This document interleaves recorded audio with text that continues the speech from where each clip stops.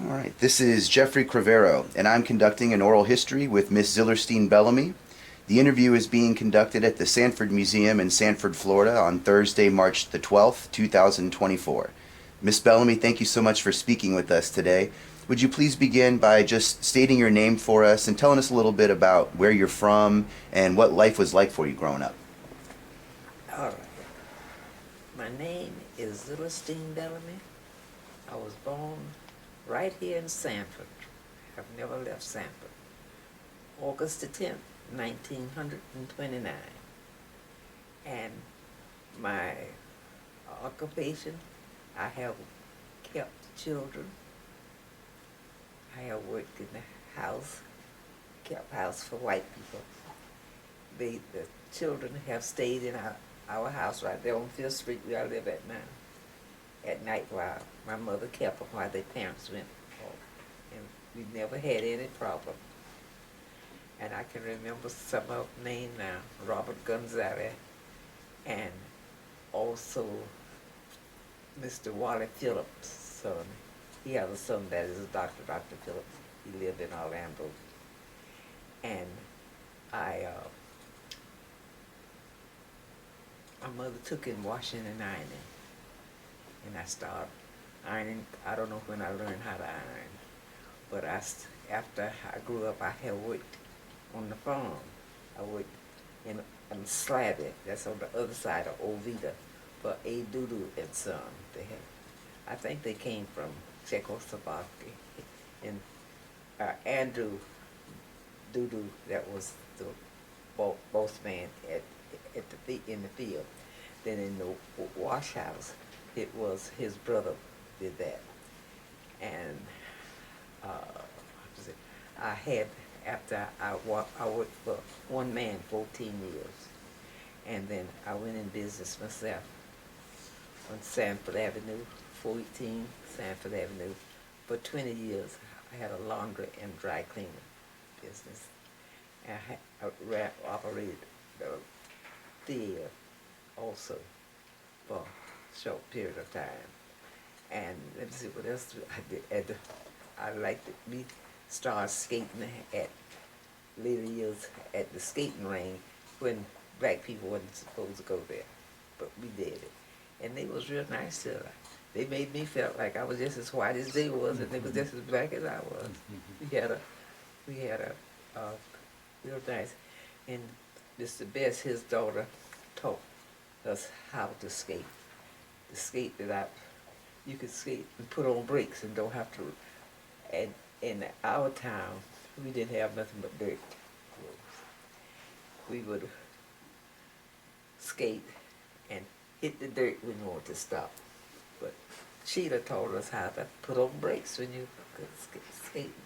But Shirley Raymond and his sister was in several shows at Mr. Best's skating ring. And in the 50s in Sanford, it wasn't anything to do in the 3 months but to fish. And people come from the adjacent town, they would come and everybody fish. And well, sometimes they'll divide what they have with you. If you had brims or whatever, they would divide it like that. And everybody got along real good. Only some didn't want you to step over their fishing pole. They didn't want you to do that. Let's see what else. And then the first house I bought, it was 1001 Willow Avenue. We bought that house for Miss Angelo Constantine and her husband. And I stayed there for quite a while. Then I bought another house on 7th Street. And in later years, my daddy, he wanted to keep the old place, but he had passed. And he deeded that house where I am now. And I had a house built there in '86. And so that's the old home place. I stay there. That's where I stay. Where did you attend grade school? Do you have any memories that stand out or specific teachers? Yes, I had the principal at that time was Professor Brewer at Harper's Academy on Pine Avenue. And my teacher was Miss Brox. Her house is on 2nd Street now. And I had to stop to work to help my parents, so I didn't finish school. So this old lady, young lady, I'm going to school now to try to get my GED. So I went as far as the 9th grade, and I had that stop out. Can you tell us a little bit more about Steen's Dry Cleaners on Sanford Avenue? How did that come about, and what are some of your memories of that business?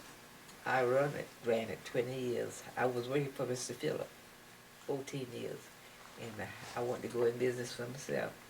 And so he told me, he said, well, Steenie, if you want to go in business for yourself, I'll help you. And so he had some equipment that he wasn't using anymore. So surveyors to put the clothes on, and he let me have the surveyor, and I bought his laundry equipment. But then I had a time because I was trying to get a small business loan. And at that time, there was no such thing for a black lady getting a small business loan. But I had it was a man that would I give my orders to. He was a Jewish man, and I told him about it, and he told me, he said, and when they sent me all those papers, well, that just knocked me out. I said, gosh, that will come up to the end before I fill out all these papers. He said, Steenie, don't worry about that. See, that's just a scare. So he filled it out for me. That's how I got my small business loan. But I had to do some work too. I had to go to different banks, and they had to turn me down in order for me to get the loan. And I did work for Auto Train. I did the police department. I did the sheriff department, and I did all their business. And I had to have them clothes. And I'm glad that I was a person, I believe in time.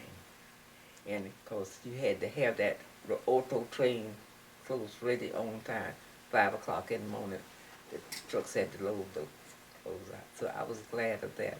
And I was able to school my children, and it was hard work, but that was no problem because I was used to hard work. And I enjoyed it. And I sold my business in '86. What year did you open the business? Do you remember? Huh? What year did you open the business? 1964. 64. Excellent. What can you tell us about your home at 1001 Willow Avenue? Oh, in that area, when I was young, coming up, they called it Black Bottom. It wasn't a light nowhere around. And we was glad when the ball players came.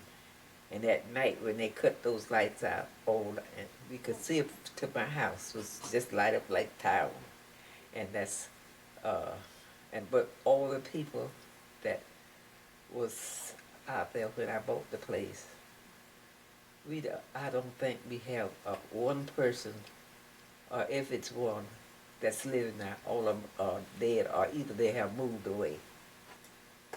And in that, I lived in front of my father-in-law.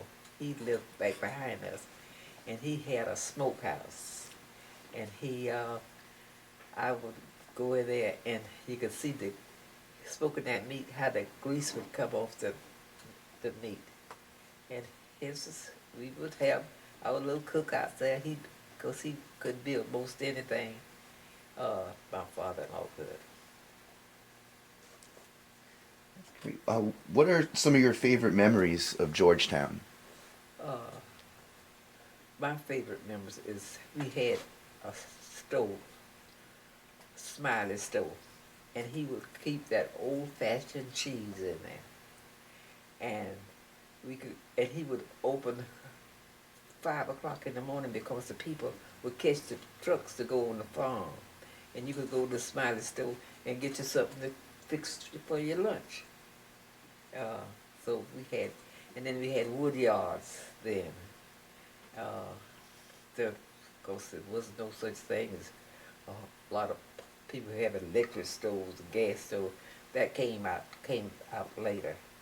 That did, and and everybody was neighborly.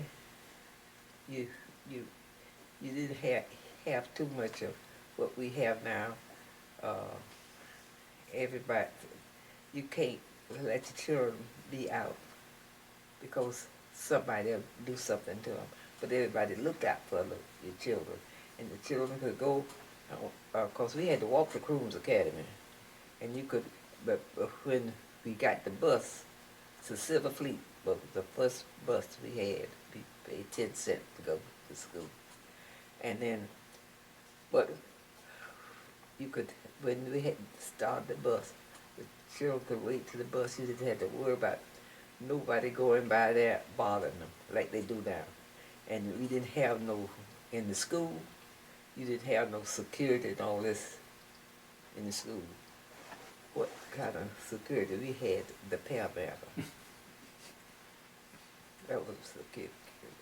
And you didn't have children like they carrying pistols to the school, carrying knives and all. They respect the teachers because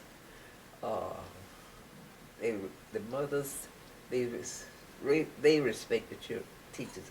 So they didn't have the problem that we have now. Cause don't you touch my child, and we, every morning when we go to school, we could go to chapel, and Reverend Hodges, we was have a prayer.